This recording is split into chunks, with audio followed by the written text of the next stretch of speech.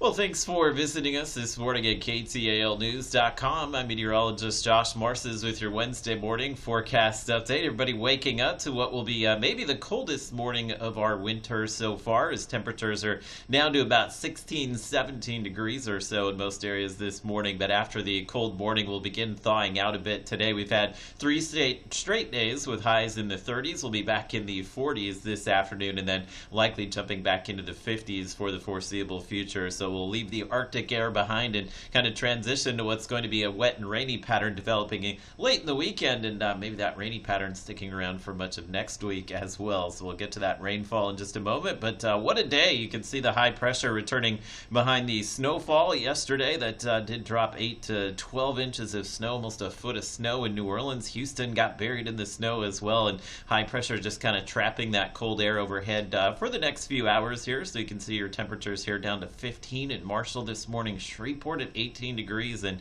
likely will drop to about 10 degrees or so north of I-30. That's without the wind chill. There's not much of a breeze today, but there is still a slight wind chill to those temperatures, so make sure you have the big jacket on this morning.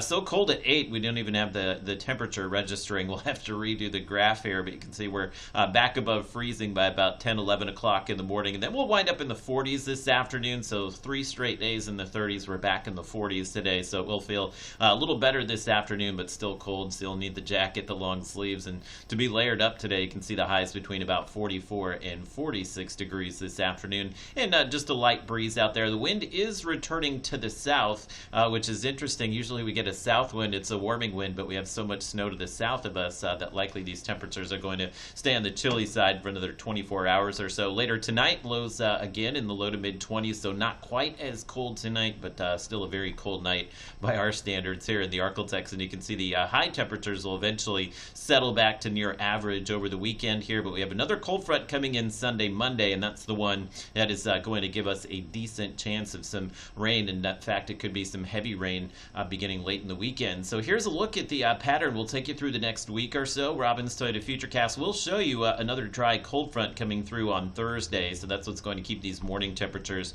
running below 30 degrees through the end of the week. We'll have plenty of sun. There won't be any precipitation, be it snow or rain, for the next 3 to 4 days or so. Saturday looking good for outdoor plans, but again, late Saturday night into Sunday morning, we'll get our first push of rain here, and temperatures will be in the 50s. So again, when it's that cool, it's not really conducive to seeing severe weather. So at this point, don't expect that we'll see any severe weather. Could see an isolated thunderstorm or two that could bring some brief heavy rain over this time frame here from Sunday into Monday. There's a little bit of uncertainty about Monday and Tuesday, but it looks like this front is going to stall close to us, so that likely means we'll continue to see some of those scattered showers and storms here, maybe next Monday and Tuesday as well.